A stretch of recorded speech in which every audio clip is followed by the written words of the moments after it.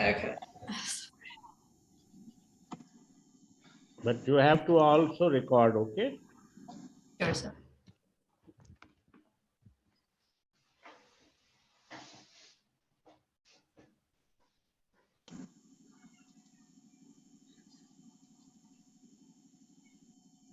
So you are the host now. Thank you, sir.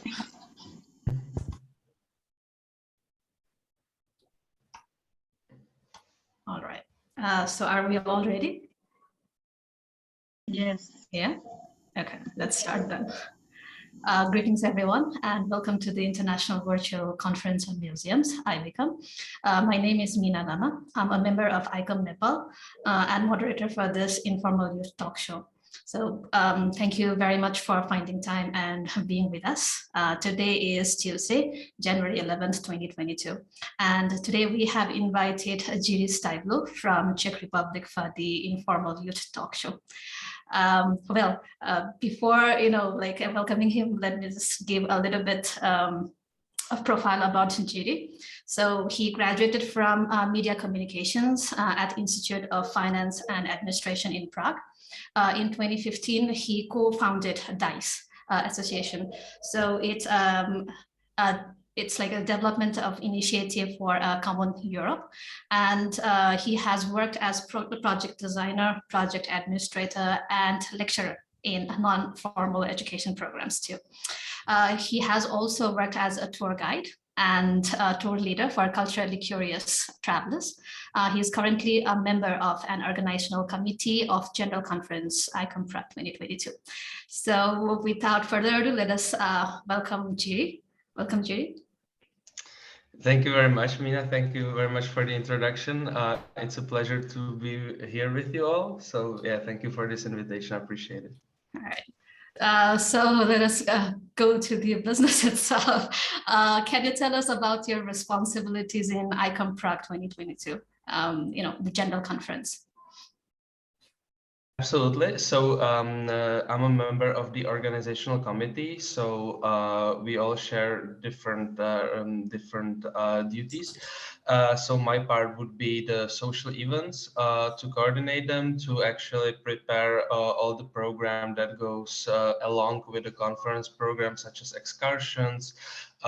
We are also working on getting all the keynote speakers together, make sure that the panelists, the panel speakers are there as well.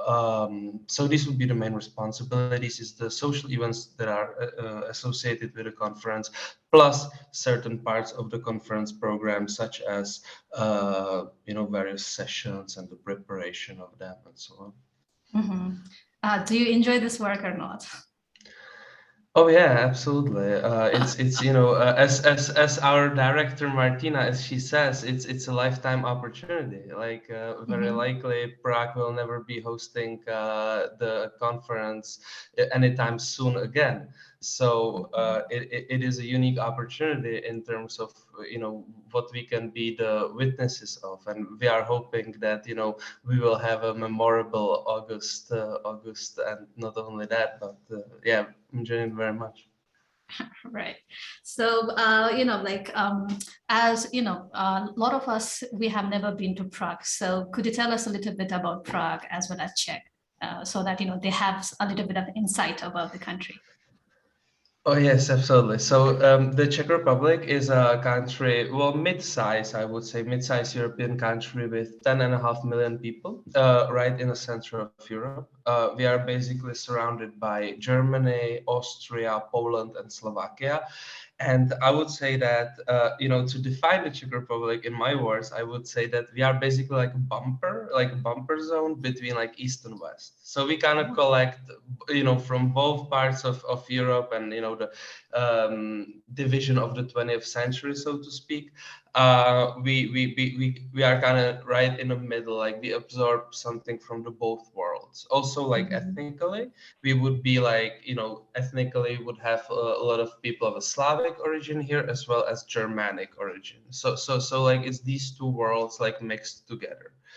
And I think that also reflects to our mentality. And sometimes you feel like things actually work really well, like the Western way, and sometimes you feel like they don't. And then it's always somewhere in between in there.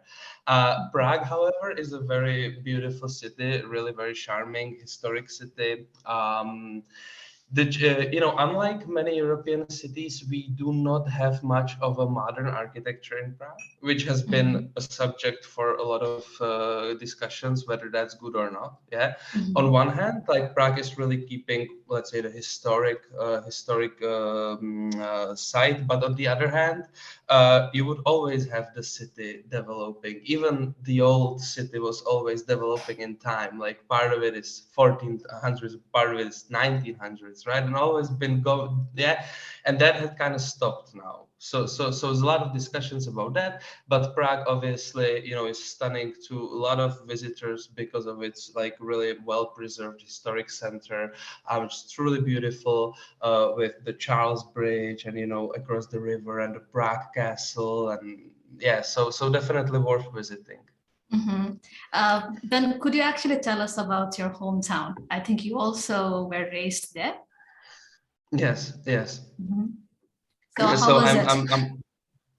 Yeah. You know what? I am yes, I'm born and raised in Prague, and it is really I think I have been very fortunate. I guess you always have the relationship to the place you're from, no matter what the place is like, right? Even for some people, you know, there could be some disadvantages, but you tend not to see them because it's your environment and it kind of naturally brought you up. So like I'm really happy with my childhood here. I grew up on the outskirts, a little bit aside from the main city center, but here everything is connected by the metro system, so it's really easy to travel around. You have like the public transportation that gets you like anywhere. Yeah. So it was really a nice childhood. I cannot complain. There's a lot of green where we are. There's a lot of like there are two lakes. We even used to play ice hockey in winter on those frozen ponds, which I think is really cool for a city kid. And we would still do. A matter of fact, I'm looking at that lake right now as we speak because I'm moved now back to this area where I grew up. So I guess that represents my relationship to it. I lived in a center for a while, but then when our little son was born, I wanted him to grow up here because I really think it was a nice childhood.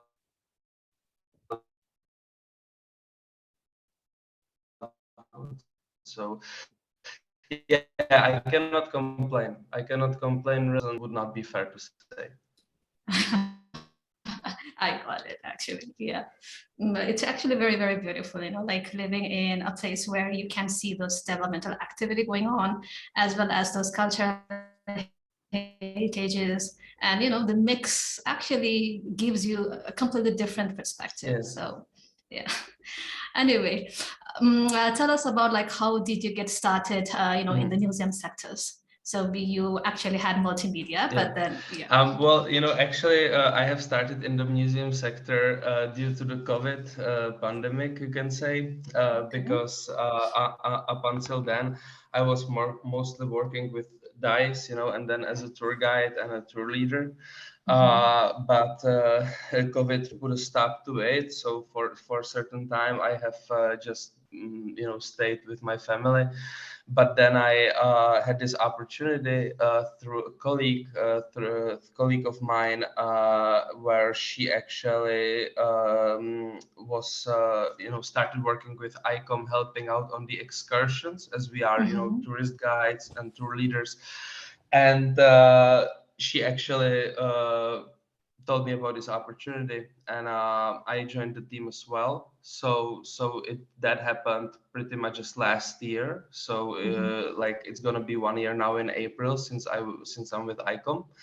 And we have joined to help out with the social program. And then obviously we always used to kind of, work with museums in terms of like taking people there.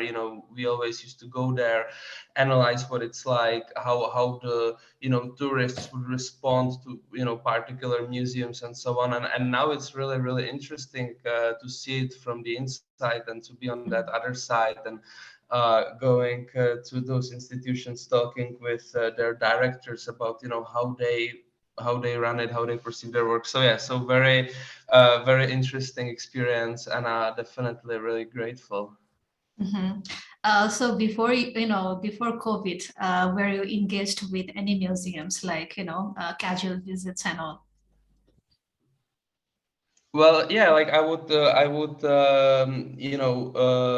there will be like part of my job, obviously, to introduce them to Mhm. people, but I would not be employed by the museum, or I would not be somehow, hired by a museum. But I would still obviously like, be in touch, because I had to Mhm. know always what the Mhm. museums are, what they have to offer, and how they are functioning, and so on. Mhm. So seems like your company is quite close with the museums. So could you tell us a bit more about your company and the DICE? So the initiative DICE, basically we have started that in 2015. Here in Europe, there is a program called Erasmus program, Erasmus Plus, Mhm. which is not only study abroad. Like, okay, one part of it is that, like, when you are a student at a university, let's say in Spain, in Madrid, Mhm. and your university has a partnership with the one in Dublin or the one in London, or wherever, you can actually go there for the exchange study program, like 1 or 2 semesters. But it's not only that. Then there's also this like non-formal education that Erasmus also supports, and that's the Mhm. mobility of youth workers and people who are actually working with the youth, trying to simply, I would say it's like a mobility program that is in charge of creating Europe like more together, like with more like unified values, let's say. Because obviously that there is this European Union political project, and naturally Europe is very diverse, like through its history, and the countries have like various past and various cultures. And European Union obviously is trying to like be built on a common values. So the spread of these values, such as like active citizenship, human rights, various inclusive projects, and these would be the topics like based on which these projects are happening, and they are being funded by European Commission, so that European youth can come together, and through the methods of non-formal education they can actually approach these topics. And this is pretty much what we have joined, like with DICE, started organizing and facilitating these projects. Mhm. So, can you actually help us understand more about this, informal or the non-formal education? Because Mhm. everybody is quite, they understand the formal means of education because it's more like getting certified and all, right? So, what Mhm. actually distinguishes, this non-formal Mhm. education? Mhm. Yeah, well, I would say that the main pillar of the non-formal education is that it's like a voluntary, it's a voluntary Mhm. education. It is not defined by the set, curriculum, the way that, Mhm. let's compare that to the university education. Yeah, so like university education has a defined environment, like you don't get Mhm. to choose the environment, which Mhm. with a non-formal education, like you get to choose. It's more relaxed, let's say, or it's trying, you try to Mhm. make people feel better. It can be outside, it can be in various environments where it's obviously impossible to structure the university education with such high numbers of people and etc. Then what I think is the biggest benefit of non-formal education, or one of the big benefits, it's you self-assess yourself. It is not like others put a mark on your performance, It is that you yourself is trying to define your performance. Yeah, and there is even a methodology for that. It's defined also by the European Commission and their guidelines. It's called the 8 key competencies, where you have basically the key competencies such as digital competence, mathematical competence, social competence, and you analyze your progress within these competencies, through the learning course, or, through the course as it goes, which I think is very useful, because it also teaches people, to really, have that honest look at their performance, because you cannot really cheat anyone, like you can only cheat yourself, Right. and because there is no pressure from, above, like that you have to pass, you have to do, then it really comes down to the brutal honesty at the end of the day, if you wanted to get anything out of it. So, I think that that's a very good tool. And so that also goes with another things like feedback. You learn to receive like feedback more, like you actually making mistakes in non-formal education is something that I'm not saying you want to do, but it's good to do. Whereas if you make a mistake in a university assessment, you might be off to trouble, because you might not get a certain degree or whatever. But if you make mistake in a non-formal education, it is very much emphasized to actually look at that mistake, to break it down and to see what we can learn out of it, without the pressure of losing anything. So I think this is really good. And yeah, it's a voluntary based education, so people join that on their own wish. It still does have a curriculum, though. It is not like it cannot be like complete unlimited freedom, right? Like you still need to have certain guidelines. There's a Yeah. project written, it has to fulfill the objectives, fulfill the aims. There's certain time amount allocated to it, but the borders of it are more like versatile, and there's less pressure. So have you through your projects, have you ever caught up with any sort of difficulties or challenges while promoting the non-formal education? Well, the thing that we have been struggling with to a certain extent is the recognition of the non-formal education activities. Yeah, that assessment tool that I have mentioned, which is called also Youth Pass, like when you put it all together, like the organizer of the project like issues a Youth Pass for you, which is like a certificate where it's exactly described the progress that you have made during the learning course. And some universities have been recognizing that, allocating certain amount of credits to the students who have presented this Youth Pass. So let's say that you can join this non-formal education project, go somewhere for a week, meet the people, speak English, etc., etc. And then you come back and you show this to your university, and they say, okay, this is worth a certain amount of credits. And this is the ideal scenario. And the struggle we have had was that we felt like the recognition was not enough. Like there's a higher value of the course as compared to what these formal institutions will recognize. So it actually motivates young people to join these projects more. So it's about harnessing our own skills, right? Rather than like somebody will be acknowledging that you have some like that specific sort of skill. So it's something like that. Yeah, and it's really you choose your learning path.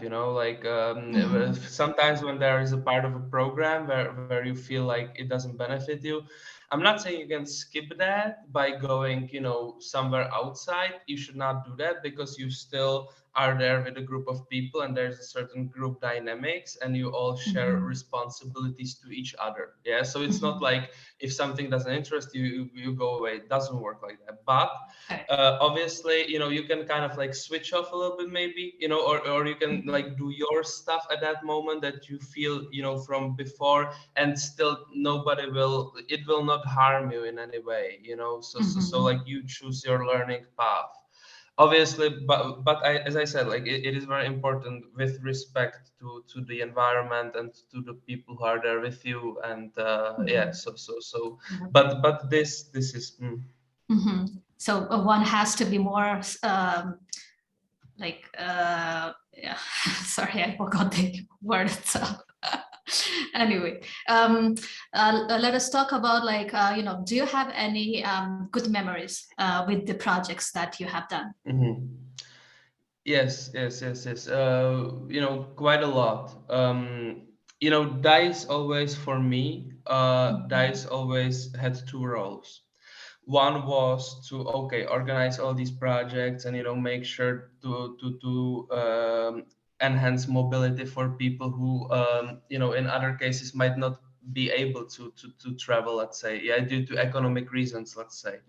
So a lot of memories are connected to that, like, you know, that we brought certain people from like excluded areas to the Czech Republic because, you know, the projects we wrote were funded by European Commission, who paid for you know, the accommodation and travel costs for these students. So we were able to get people, you know, who would not be able to travel otherwise, like to our projects, or to get them across Europe. So a lot of good memories are connected to that. Like, I think, yeah, I have one really interesting.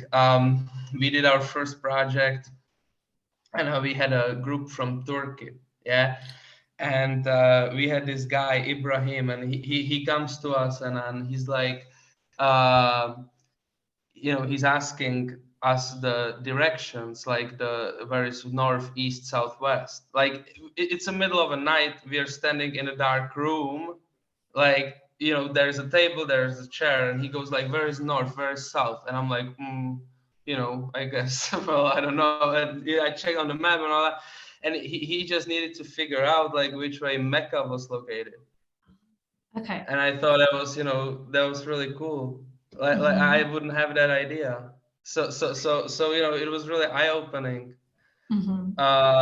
Yeah, that is my favorite, because it really came out of nowhere, you know, and it was just interesting learning for me.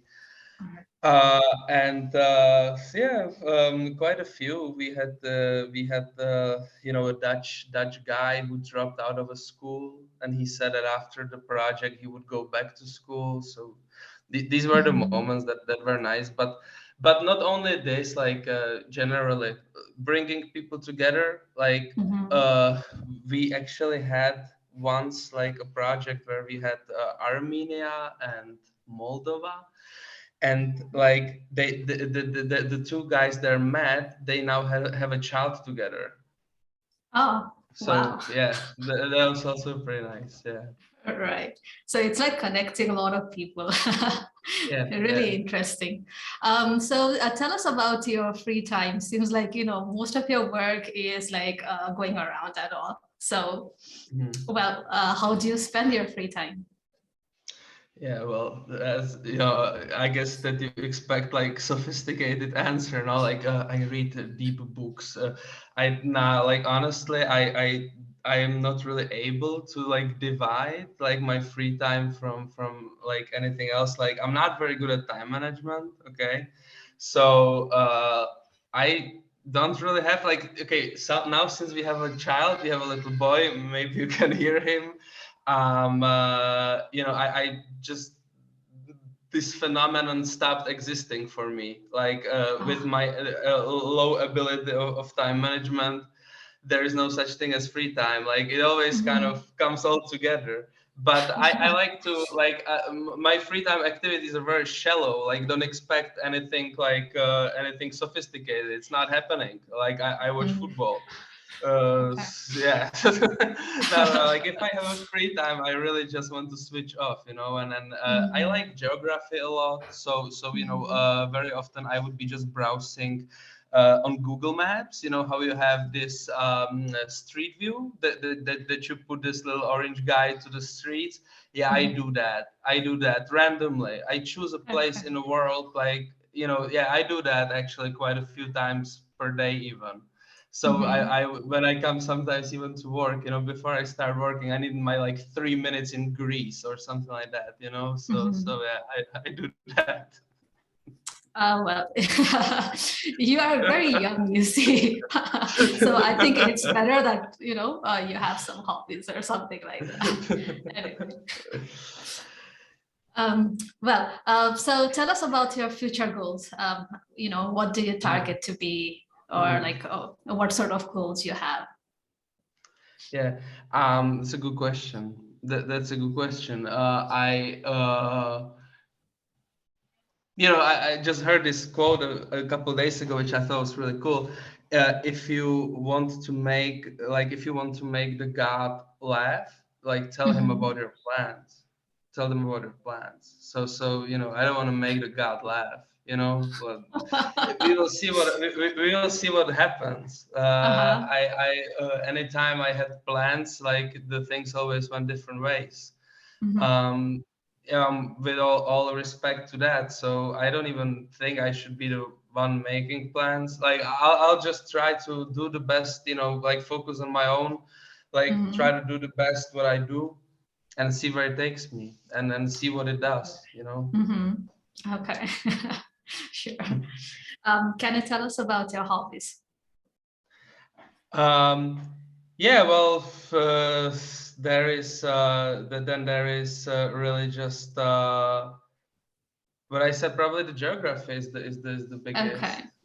Yeah, Sure. I really like to just travel. I did a lot of traveling. Yeah, I did that. I almost forgot about it now because it's been 2 years, right? Since we cannot really travel much, or you can, but and we have a little boy now, so I don't want to travel with him because I'm not a fan of unnecessary traveling with little babies. but yeah, I did a lot of travel, and that was really enriching, and together with my interests of history and geography. Yeah, that is a big hobby. Yeah, I would like to return to that. Yeah. Right. Nice. Have you ever traveled to any Asian countries? Yeah, well, 2012, I think we took a road trip from Prague to Ulaanbaatar. So we've done that on the land. We did through Slovakia, Ukraine, Kazakhstan, Russia, then Altai Mountains to Mongolia. Wow. Finished in Ulaanbaatar. So yeah, that took 6 weeks. And that was really cool. Then I did also United Arab Emirates. But I wanted to do that completely different way, like people usually do now, that they go to the hotel, 5 stars, Palm Beach, whatever, artificial. And I wanted to do the exact opposite. So we slept in a car, which was really difficult to do there because there's guards everywhere and fences, and you just cannot really escape in Emirates. You cannot really escape to the wild nature. It doesn't exist. The fences are all around the roads and everything, so it was difficult. But I wanted to travel it the lowest comfort possible, just because so many people go there for that high comfort. So that was cool. Trying to overcome these circumstances. Yeah. Emirates, Mongolia, Kazakhstan, parts of Russia and Siberia. Yeah, I guess that's about it. Turkey. Really nice. So my final question. Do you have anything to share with our attendees, as the online as well as offline? So if you have anything to share, please. Well, I don't I don't want to lecture anyone, obviously. So I would just maybe mention more about DICE, because I feel we can explain that a little bit more. What we try to do with DICE is that is also part of the thing we spoke before the show, what the responsibilities should be of young people. And I think that's a very good question, because we really have the responsibility for the world of the future. And I think also us working with museums or working with the social projects, I think it's always good to realize that our vote is not necessarily the name of a person that we put into whatever, but it is also the money and how we spend them, how we allocate them. And this is something that I always was trying to have in mind when we were realizing the DICE project. Like, we would get a pile of money and I was thinking, okay, so how do we use this money so that we make the project happen and it benefits the most, like, the community, right? Like, so always try to figure out like where to bring the money, like where they can make positive difference, who do we support with them, because with the money we choose to support people who work hard. And I think this I think is a very important responsibility of young people to keep this in mind, and that the money is also the vote, because it can help to move things forward for people who deserve it, unlike just casual spending. So yeah, it's not a message, it's just like the 2 cents of thought. All right. Very serious thoughts, actually, though. Well, anyway, so we have come to the question and answer session now. So let me introduce our participants so that they can ask you their queries or questions, whatever they have. So the first we have Ozma. So Ozma Bhati, she is an artist. She is from Pakistan and she belongs to ICOM Pakistan. We have Buma ma'am. So she is from Mongolia and she's the president of ICOM Mongolia. We have Noran. So Noran, as you already know, she is from Egypt and she is an architect and also program manager and moderator for a virtual think tank. So maybe both of you might have a lot of things to share, because you can discuss about various ideas, come up with solutions, any kind of things. Next, we have Shivani Banerjee. So she is from India. She actually is a museologist and she belongs to ICOM India. And we have Aditya, whose face we can't see here. So Aditya, he's also from India. He's an archaeologist and he belongs to ICOM India. And last but not the least, we have Javed sir. So Javed sir, he is from Pakistan and well, he is the board member of ICOM Expats and he belongs to ICOM Pakistan. So with this, I would like to open the platform and I would like to invite Buma ma'am first so that she can interact with you. Buma ma'am. Yes. Thank you very much. You are our guest. We are very happy. First, I like to ask, during the socialist time, in 90s maybe, in Mongolia, we called it your capital city Prague. We was calling Golden Prague. I don't know from where this title, maybe from the architecture of the buildings of this city. Why this your capital city we know as Golden Prague? Oh, are you asking that why the Czech Republic's capital city is called Prague? No, Golden. Right. Yellow, do you understand the question?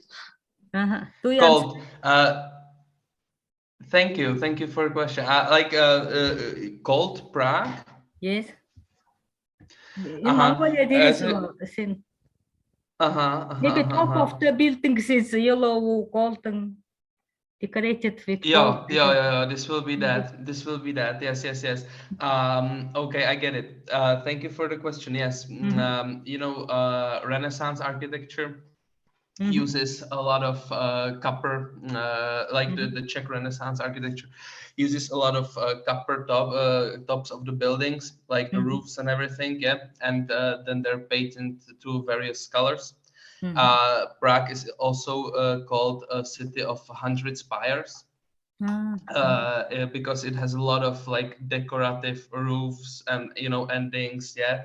So I guess it would come from there, from the architecture. A lot of the Prague city center architecture is from the second half of the 19th century, and it's built in the styles that somehow duplicate the old architectonical styles, such as Gothic, Renaissance, or Baroque. Yeah. So it's this like industrial era of neo-Baroque, neo-Gothic, neo-Renaissance, when they play with all these colors and shapes. So I guess it would come from there.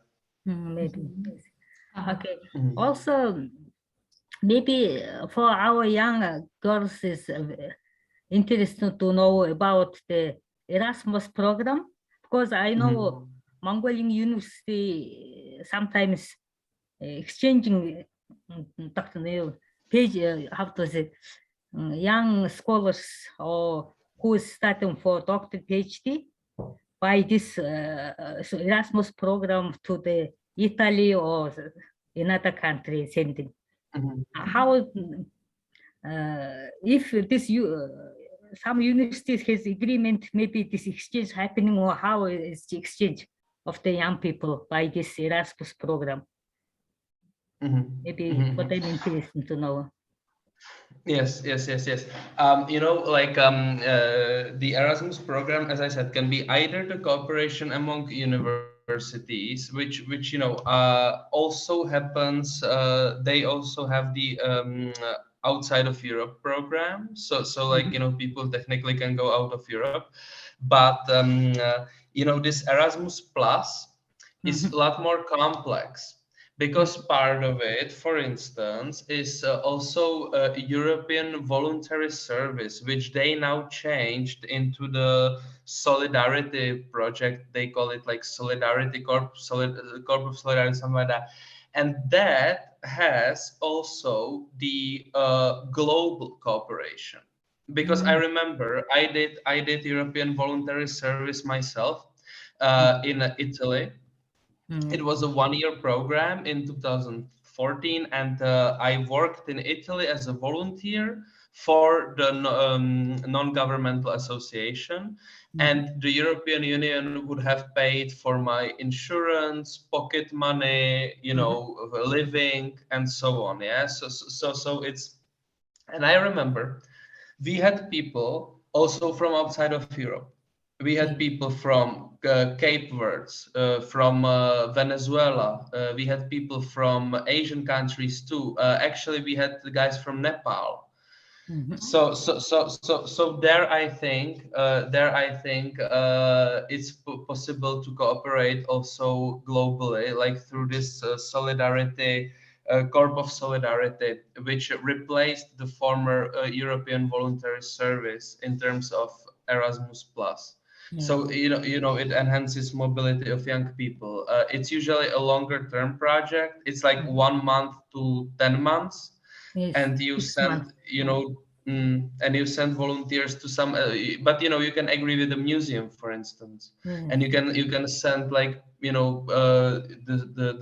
students, right, of museology to have practice in certain European museum. I guess this can be done. There are also other projects, Erasmus for young entrepreneurs, where they send like young entrepreneurs like this. So it is like a lot of it is inside Europe, but not all. It's possible also to find, I think. Yeah. Okay. Also, last question. What places most did you like it in Mongolia? Because you was traveling. Yeah. For me, the whole country was just such a something I've never seen before. Like for me, the thing that I really enjoyed was just really how the variety of landscapes. Like you would have like all different types of landscapes. It looks like photos from one day it's like New Zealand, the other day is like, you know, some desert, you know, it's so complex. Yeah, it has everything. And what I particularly enjoyed, we once stopped in the steppe, right, in the middle of the land, right, and I went on the top of the rock, and I sat there, and I had to look, like, you know, just, and everywhere I looked was like no civilization and silence, just animals. And that's something you can never have in Europe. Okay, maybe somewhere in the mountains, but it's not the same, you know. This is pure.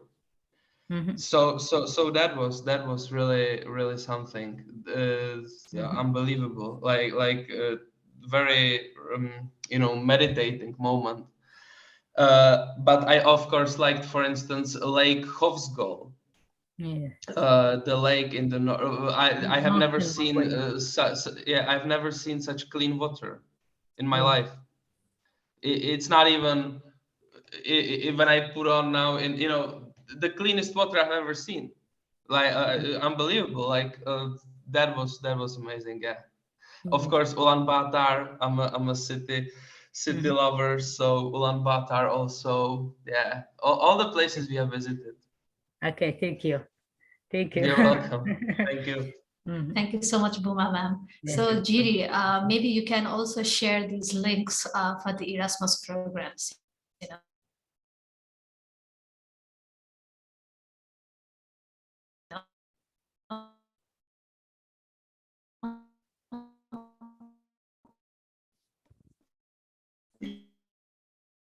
Yeah. Maybe here, Yes. or you can send the links to us, and we will send, you know. Nuran, are you Yes, there? I'm here. Yeah, please. Actually, thank you, Jerry, for that. I have already attended one of Erasmus programs before. That was in 2019. It was about the digitalization of museums, and I loved it very much. But lately, I didn't see too much courses like that, because it was one of the long courses. So do you have any idea about any upcoming courses like this or not? Secondly, we are wishing to meet, of course, in Prague, because all of us are getting ready to join the ICOM conference. So I hope that you have a certain kind of plan as a tour guide for the days we have an exaggeration trips, because I heard that Prague is one of the oldest cities that was reserved as it is after the Second World War. So I'm keen of taking a beautiful tour in this city. So do you have any plans about the tours around Prague or out of Prague? Those are my questions. Thank you. Yes. So I will start with, before we forget what you mentioned at the beginning about Erasmus Plus programs. Yeah, well, there is this website. It's called Salto Youth. I'm going to share the link after, yeah, so like it can be shared under the video. And the Salto Youth is where you find like all the pending opportunities, like at the moment. Obviously, no, now it's less because of the pandemic, and a lot of people are worried to make the projects happen because there are restrictions. Yeah, some of the projects even start happening online, which, you know, honestly is not the same, because you don't get this group dynamics. You know, because with the project, it's always very important the group of people. Like it really makes a big difference. You know, how the group works together, how people support each other. You cannot really fully duplicate that in online. So some of the projects are happening online, but a lot of people is just like waiting. So the project is less.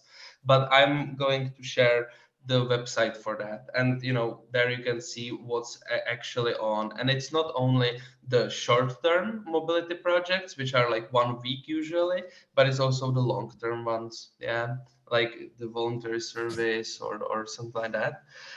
So that's that. And according to the Discover of Prague, we actually have a plan with our organization committee of the conference. We have created the program. If you arrive, the conference starts on Monday, 22nd, basically, the main program. And if you arrive at a weekend, the 20th and the 21st, there is already going to be the Discover Prague tours ready for all of you who arrive. And the Discover Prague tours, actually, I invite you also to see the website of the conference. Yeah, it's ICOM Prague 2022. Maybe what I can do, I can share the screen with you guys maybe for this one. Sure. Is that gonna help? Yeah. So hopefully this will work, because I'm not a big computer guy, to be honest with you. But do you see the ICOM Prague web page now? Yeah. And here you have events and excursions, and we have put together the list of 40 excursions. Yeah, and I very much invite those of you who come to Prague to make sure that you jump to one of those, because we have divided them. Like you have UNESCO, museum train to Moravia, to Brno, regions, and multi-day excursions. And if you click on these buttons, you can always see here what the excursion is about, where it takes you. And we really take you to the museums of in those places. It's a travel literally around the whole country. And there are some really random trips. Okay, some of the trips are to places where you would hardly ever visit by your own. Mostly in that regions section, we have some real hidden gems. Okay, for instance, this Czech Silesia, 3 nationalities, 1 country, 1 destiny, about the Polish-German Czech coexistence. We have a lot of slept on places. Yeah, Bohemian Paradise, museum of the small town in the north of Bohemia, very picturesque. Yeah, so there is a very nice choice of excursions. So I would like to invite you for that, because I really think these can allow you to see some authentic Czech reality. And then also before the conference, there is going to be the pre-conference program. If we click here, and these are the Discover Prague tours. And you have the variety of tours around Prague, introduction to Prague, and then you will have, the Prague Castle, Jewish district, Lesser Town, Old Town, Prague libraries, Cubism in Prague, historic gardens, Prague towers, whatever you are interested in. Yeah, and that, I believe, is going to be a very nice program as well. And if you click on it, you will see the times and dates, so you can also plan your trip to make sure you don't miss out on these. So these would be really the things that we would have ready for you. And then obviously, if you have some other wishes, you can also always reach out to me, and I can try to prepare something for you. Thank you, Jiri. All right. You're welcome. Thank you, Noran. Next, I would like to invite Aditya to share with Jiri. Aditya, are you there?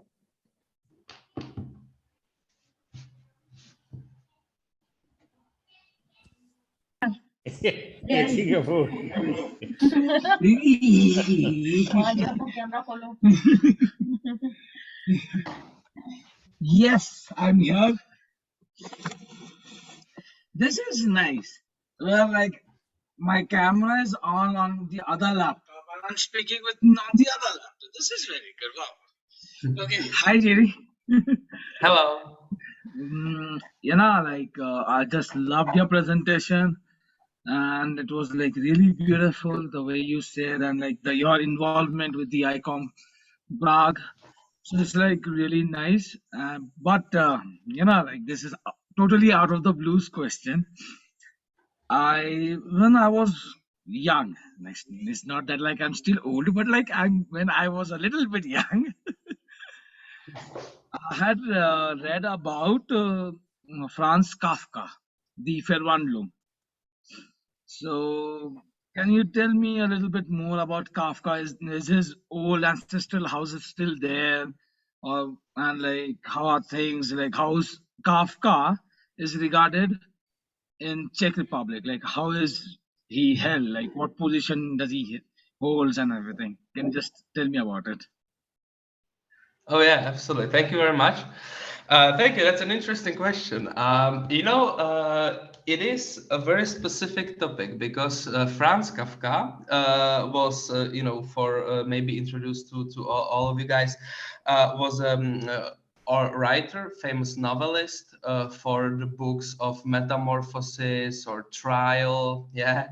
And was a famous novelist, born and raised in Prague, but his mother tongue would be German, because he belonged to that Germanic ethnicity, and he was born in 1880s, right? So that time before the Czechoslovakia, when we were the part of the Austro-Hungarian Empire, so we had like a big empire, and back then you wouldn't really have such thing as like the national recognition. Like, okay, you would have obviously back then already the national reawakenings happening, yeah, like people trying to emphasize their nations, but you wouldn't have division of Europe like we have today, like he is Czech, he is German.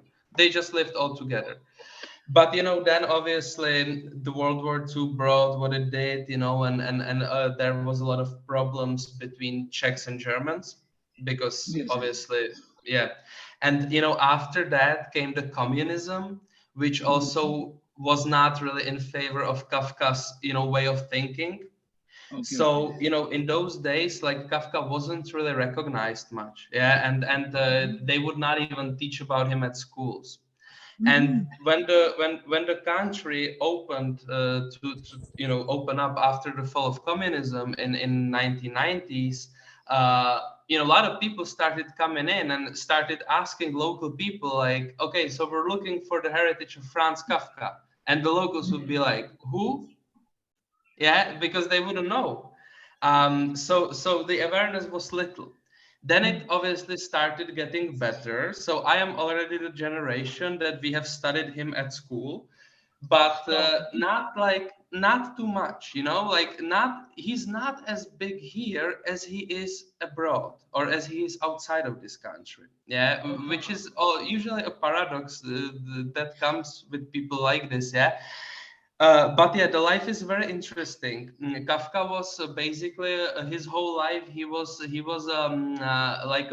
he never left his civil employment. He was always, the officer at the insurance company, in the bank, and together with that, he was writing novels. Very complicated mind. Very complicated mind, right? Like you know how, yeah, exactly. Yes, So I know that. yes, didn't have it easy. No, definitely not. And then he died very soon of tuberculosis, and he basically had this wish that his books should never be published.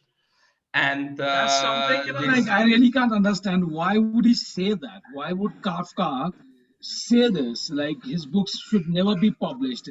Maybe because, like there's a thing that what I feel, it was like all his books had his element of his childhood, of his father.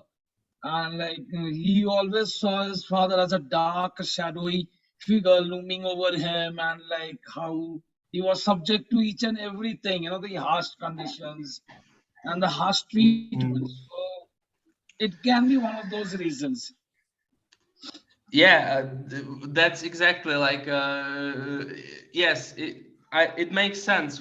It's really difficult today. This is the magic of it, maybe, that we can fill in the gaps, right? Like what the reasons are, because he would not really explain for us. But yeah, like I guess it's all together. Also with the fact that he maybe felt like the literature is too maybe dark, and maybe he didn't want to necessarily spread that out to people. He felt like, it's maybe too, why would I spread so much, like, so much heaviness. The darkness, Yeah. yes, the morbid Yeah. feeling. Yeah, exactly. So it's really difficult because we don't have enough evidence from his life, right? It's still Exactly, before. that is it. Yeah, it's still so. But this friend Max Brod, he actually didn't really listen to him. Yeah, he actually at the end had those books published in a breach of a promise given to a friend. But I guess he felt like that was what he needed to do. Yeah, today it's actually very popular in Prague. If you come here, there is a museum of Franz Kafka. Then I would love to there is visit that. I would love to Yeah. visit that. And you know what? There is also a new thing that they did at his square, because he has a square named after him, and they did like a world of Franz Kafka, which is the exhibition that is supposed to bring you to his mindset, like just to like kind of consume you into his world. You might get depressed for the rest of the day, but that's a part of It's it. like what the read. Yeah. So there is this recognition. The house is there as well, but the house is not original, because all the houses in that district were redeveloped in the early 1900s, in the early 20th century. But there is a plate on that house stating this is where Franz Kafka was born, and it is just it's a different house replacing the old one, but at the same place. Yeah, yeah, there is. And even the Discover Prague, we have Kafka tour, I think. So you need to come, and we will take you my in dream to Kafka's come. I'm looking forward in to Kafka's it. in Kafka's footsteps, it's called. Yeah. So yeah, the legacy is definitely maintained. And Jiri, one more thing, before you, there was this girl who came from Paraguay, and I had asked her the same question.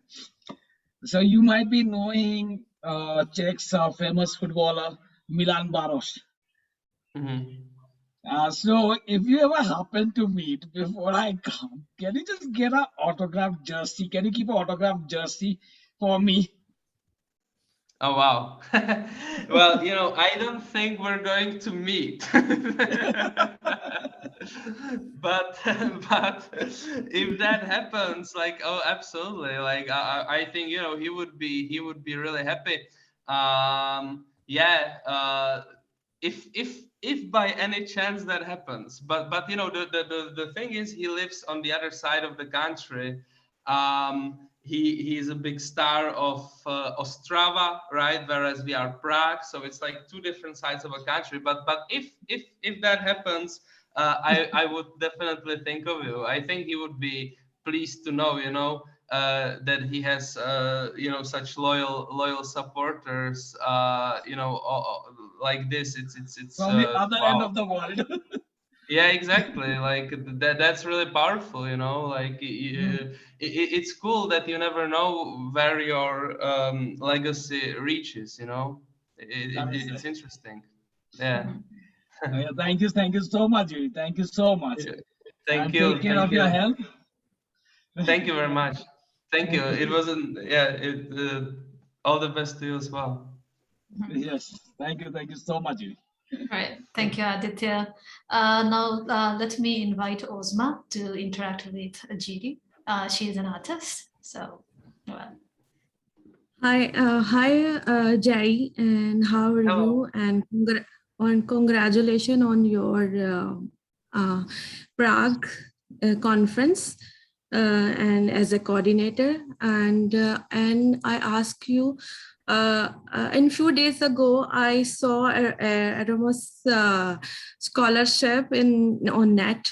And today I'm happy to see you are telling about Erasmus scholarship or Erasmus studies.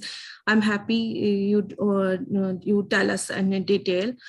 and your city is so historical and so nice.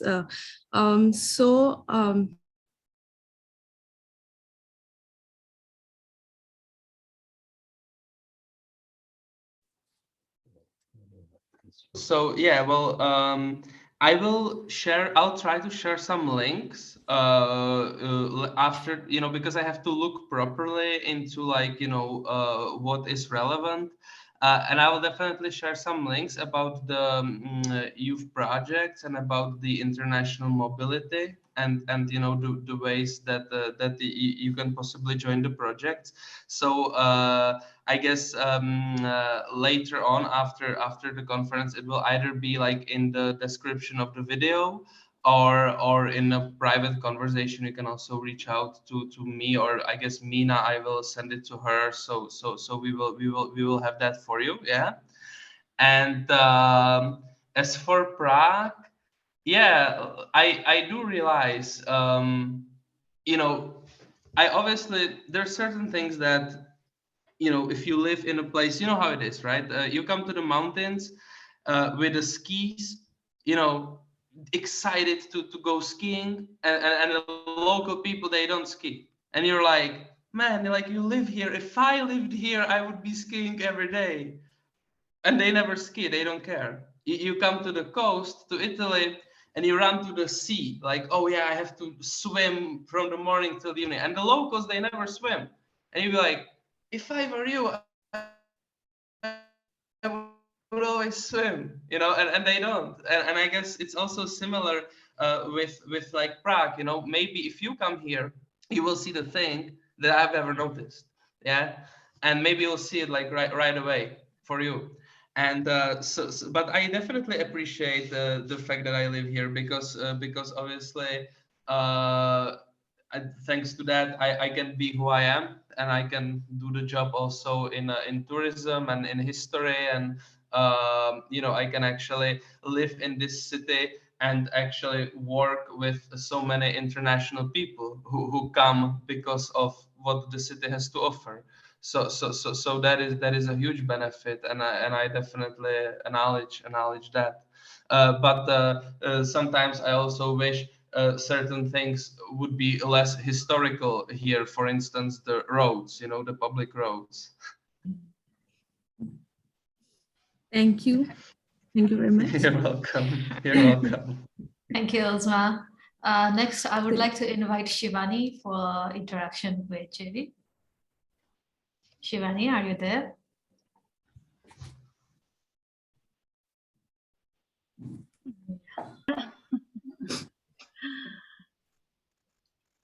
Hello. Hello. Hello, Jiri. Hi. It's a pleasure to meet you. You give a wonderful presentation on Czech Republic. It was a really knowledgeable. My question is of glass and crystal uses in Czech architecture. Okay, interesting. Yes, the Czech glass and crystal, like, I'll maybe share, what I am aware of with this. The Czech Republic is a country like which is hilly, but it doesn't have like really mountains. Like it's more like hills, in the middle of Europe, right? And then around the border areas, you have more like mountains, let's say. Okay, it's good enough for skiing. It's not like too high, but it's mountains, and the life always used to be difficult there. So people only started like settling later in history. Like, you would have inhabitants of the lowland area in like 8th century, 9th century, but in the mountains, you will only have first people in like 16th, 17th century. And, they couldn't really grow anything because, it was too cold for like agriculture and all that. And what really they started doing and what started making sense for them was, to use their rivers and everything and to start producing glass. And that's like 17th century, they will start with that. So the glass has this reason, like the reason we have Czech glass and garnet is this reason. Like people from the mountains, this is what they can do in those areas, because they have to make money in order to buy food, because they cannot really produce food themselves, right? So this is the history of the Czech glass and garnet. So like all these products come from those mountains areas, and until this day they have their headquarters there. And you know, in the 19th, okay, this is an interesting thing which you know, we had which Martina, our director, shared with me actually. I don't know if I've heard of Czech cubism, but that was the style of architecture and interior design just from before the World War I, like right before the World War I. And you know, it was actually a wide thing. Like, you know, people started appreciating like Czech arts and, you know, Czech architecture and, you know, this specific style, thanks to the fact that some 40 years before, the art and, you know, art history was made mandatory in schools. Yeah, because 1872, the Austro-Hungarian Empire set the art and artistic subjects mandatory. And, you know, this would have raised the generation of people who appreciate it, so that 1910 and 1912, you have the national architectonical and artistic style. And, you know, this is the era. This is the era. In Cubism wasn't really using much of the decorative glass, but it was using Czech glass for different interior design. And because it was so widespread, the glass producers could have sold their product, because simply so many like people of the high society claiming it, because it became public thanks to that public education. And also like all those eras before, I would say, like, you know, 1850 to like 1918 basically, any architectonical style you look at, like they somehow work with the glass. Yeah, the neo-Gothic uses the glass windows. The neo-Baroque, like they use the Art Nouveau. Yeah, they use a lot of like glass elements inside their rooms, like painted glass elements. Yeah, interior design, glass and garnet products. Yeah, so a lot of that is from that edge of the 19th and the 20th century, where, you know, the bourgeois gets rich off of the industrial era, and they can now afford spending. Yeah, it is this generation of like the first generation really of those like rich people, because some, let's say that 1800 you have the industrial revolution kicks in, but it gets complicated because first you need to have railway, a lot of investment, so, you know, they don't get rich as quickly. When they start being rich, it's like, you know, late 1800s, and then they start spending for these things, and glass, you know, makes its way to architecture and all that. Okay, thank you so much, Jiri. You're welcome. You're welcome. Lovely. I got to learn Czech Republic glass uses and its influences from. I just love to thank you so much. Thank you so much, Jiri. My pleasure. Thank you. Thank you very much. Thank you, Shivani. Well, it has been like very informative talk. We have been, you know, interacting for more than 1 hour. Still, it's very exciting. Anyway, last but not the least, let me invite Javed to interact with Jiri. Javed sir? Yeah, I'm here. So, but I think what I don't have to ask any questions, but sir, Jiri has given a lot of answers to our team questions, although they were not all belongs to his area, but he tried to give an answer on that. Thank you very much indeed. Really, we have a good relationship between Czechs and Pakistan, and we enjoy each other's each other's landscapes and all those things. So also educations and so many people from Pakistan go for education, and they go for even some, you know, some they do not come back and have a job over there. So this is because I can see Jerry is so nice, and this Martina is so kind, and also this, what is her name? Alicia, this is something like Alicia, and then Patrick, so Philip, yeah, Philip. So they are very nice people. You see, I have listened now almost all, and they are very intelligent too. So definitely we would like to learn from them, you see. So this team, this youth team is specially built that they should know about different areas in the world. So they know their stories and they know their belongings and all this heritage and all these things. So they are free to do that. They are free to ask that. But then finally, we need to build a more team. So we will build, how we will build? We will build like that. We have invited Jerry, so he is here. So now he is a member of our family. So if someone goes from here to Prague to attend the conference, then he will be knowing them. You see, he can take care of your things and all these things. So this is the word. Word is for sharing, nothing else. You see. So if you share, you are in the living in the world. If you are not sharing, then you are not living in the world, because you will go behind the prevailing knowledge. You see. So this is why we have to be contacted with each other, connected with each other, contacted with each other, so that we must learn about each other. So thank you very much, Jerry. I'm so glad and so comprehensive the talk you have given to us, and we would love to have you again. So if there is anything left to ask you, so that people can ask you. So that so this is very nice. So it's also nice to know that you have been visiting Mongolia, and definitely you must have learned a lot of stories from these Khans. These Khans are from Mongolia, and they have a big history.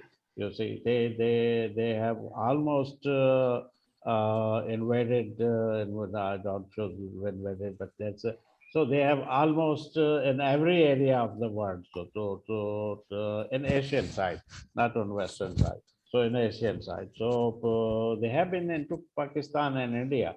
So they have been into China. They have been. China is a very close border. They definitely they have put on their clothes and took their arms, and they just went to visit the Chinese there.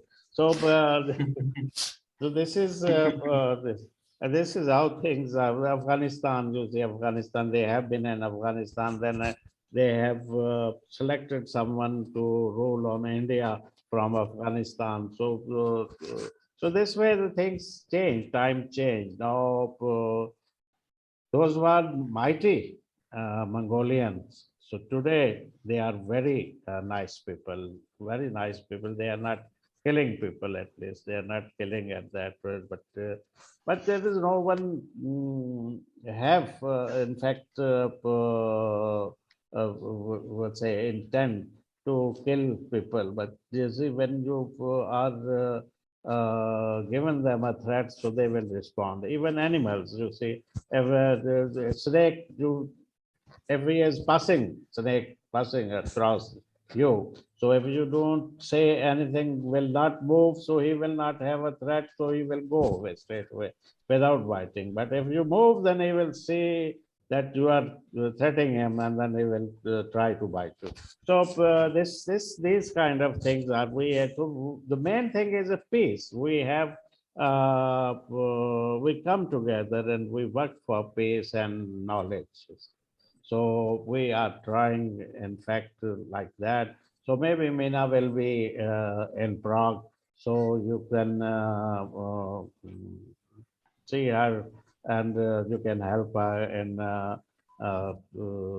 she will be there and to cover the conference for ICOM Family Forum. So she must be needing a lot of help from you people. So I believe that you will. You have the great courtesy. I have seen Czechs there. They are beautiful people. They are very peaceful people, and they are very loving people, and they so they have you see they have so caring for their treasure and heritage that they haven't changed their old buildings into new buildings. So they no, there is no modern building in the city areas, and where you see you enjoy that city areas with old buildings. So at least there are sort of men. So with these words, I will request Meena to sum up. Sure. So thank you so much, Jerry. If you want to share your photographs or any memories, you can do that. You can share Yes, the please, screen. Jerry, do that because these girls, like they really needed it. You made them and you made the girls very happy. They really needed a beautiful eye candy because they are like tired of seeing me each and every day. Well, you So are they the are very first excited to male. see a beautiful, handsome hunk among them. So thank you and cheers. Like cheers. Okay, thank you. I don't know how to respond to that. No, say yes. Say yes. I'm handsome. Yes, yes, yes. What next? Yeah. So you can share photographs if you Yeah, want to. yes. You Oh can share yeah, your screen. yes, yes. I prepared like just some photos I can share, but yeah, I also would like to say thank you to all of you. It has been really great experience for me because obviously the fact that we can connect today with this laptop, and I sit here where I grew up looking at the lake. I play ice hockey, talking with you guys, like from the other side of a planet. It's a true gift, and I really appreciate it. And then yeah, it is my pleasure to be with you, definitely. So thank you for the opportunity. And and I would also then share with you the photos.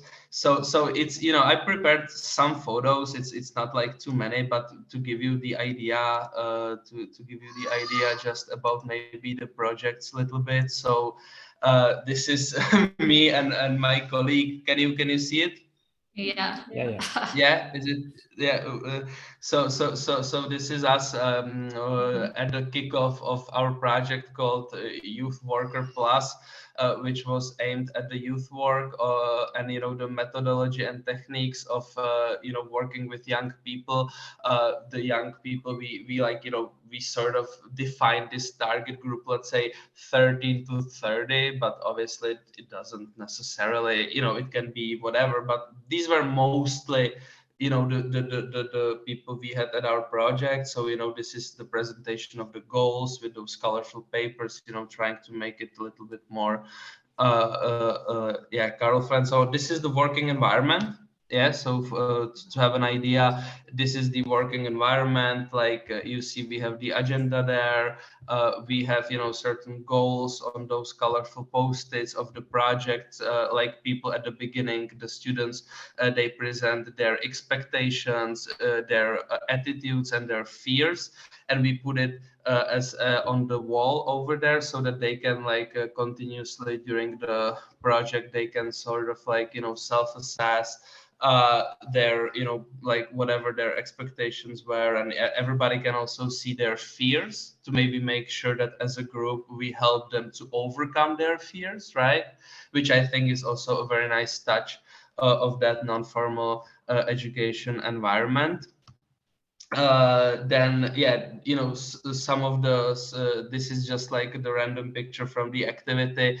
I don't remember honestly what we were doing here, but I guess it was some like warm up activity before the program, we call it also icebreaker. So something like that, you know, then people get to also present their countries and their national habits to the others. This is the picture of Serbia, of the Serbian group. You see that they have, you know, their national food on the table, and then, you know, other participants can come and they can taste. And you know, I also included Bosnia, because, you know, to show you that in these projects we don't really look at, you know, like the political relationship, let's say, of the countries. We really look at people relationship, and, you know, we always invite even the countries who on the, you know, diplomatic level may have some disbalances, but we don't really care about it. We want to bring together the people who all want to live together, you know. With here was like Serbia, Bosnia all together, and it worked perfectly. So this is also for me important. And then yeah, this is what I described earlier, that we you know, try to work not only you know, outside, like as a to organize the projects for others, but we also, what my goal was, to also build a strong community inside DICE, like in, you know, the core member, like the members of DICE. We were like 8 or 9 people, and I was really trying to make sure that also we in the team get to grow, we get to learn, we get to strengthen our friendship and, you know, our learning. So for me, it was not only what DICE does to the outside, but also what happens on the inside and what the progress is like within the organization. And, you know, here's like the cake with which we celebrated our like, I think 5th anniversary. So, you know, this is just to symbolize this, that it is important also to the inside, what happens with the group. This is also one of my favorite memories. I'm teaching 2 guys from Egypt skiing.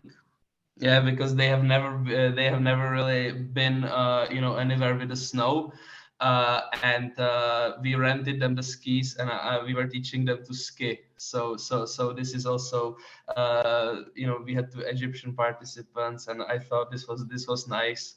You know, giving them the experience that they hopefully will remember. Here we present, you know, at the university, there is a presentation of our activities, of, you know, the youth mobility programs, youth education programs, and you know, basically you know, the people, like the students interested, like could have taken, like, you know, the promotion materials. So we also were doing things like this. And then this is from Sardinia, from Italy, one of those conferences, you know, Europe, my country. So this is pretty much what not the goal is, but what kind of is the you know, thought behind like all these initiatives, is really to make sure that Europe, you know, that Europeans, and not only that, but just people of various cultures and backgrounds just come together and, you know, share the values of active citizenship, you know, as I said, like really open society, democratic society, participative, and society where people support each other. So that was pretty much the plan. Yeah, and this is Prague. I you know, because I thought you guys would like to maybe also see some photos, even though obviously it's all over the internet. But I just downloaded like some photos. I think this is really iconic. And I must say that when you walk on that bridge, it never gets old. Like it really never gets old. Like I've been there so many times, right, as a tour guide, and it never gets old. Like it is always, you know, stunning. That I must say. And it was the question before, like how I feel about the history of the city. So yeah, when you walk that bridge, like I always feel it very intense way. Yeah. So yeah, these are Prague bridges. So these are some photos that that I had prepared for you guys. So hopefully help you to yeah, help Right. you to get better picture. Yeah, it actually did. Thank you so much for sharing all these pictures and informations. It has really been a very exciting talk show. And well, with this, we have come to the end of the show. And well, on behalf of ICOM Family Forum, I would like to extend my gratitude to Jiri, as well as to all the attendees who spared their time and they came and be with us, share their questions as well as the ideas. Thank you so much, everybody. Yes. And thank you, Jiri, for making the girls' days beautiful. Thank you so much. You are making him blush. He's red. Yes, I'll be like, Well, yeah, I have to tell you this. You are good looking, so Yeah, see, I told you, you're gonna get this compliment. Well, there is no hurt when I tell the truth, right? Or anybody tells the truth. So, well, thank you so much, everyone. Well, today's program, it has been recorded, so we will provide the link in our messenger group so that you can, follow the link and then check it, if you have missed something, or to everybody who are offline right now, so they can go through the video. And besides this, I would like to tell you that, our next talk show is on Saturday. So that is 15th January. So we have Miss Jagdisan, Bhavani. So she is from Chennai, India, and she is a historian and archaeologist. So if you are interested to know more about her, please visit the next informal talk show. Yeah, so with this, I would like to conclude today's program and say goodbye. Yes, Shivani, would you like to say something? And Jenny, you are also invited. Yeah. Yes, of course. You will make our day. For you.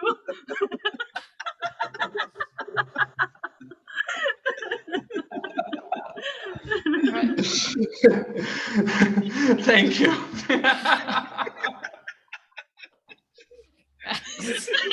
This has been the most flirtatious program ever. The girls have been looking forward to it. They were dying to see you. Instead of seeing my old face again and again, they were dying for a new face. And it's been so handsome and cute looking. All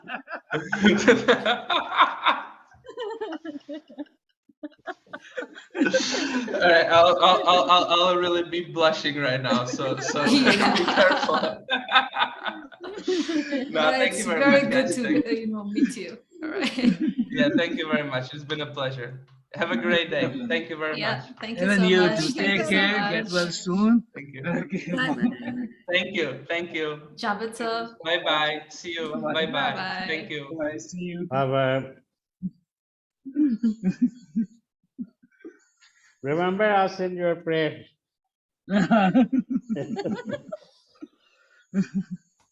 Okay, bye-bye. So, Okay, bye-bye.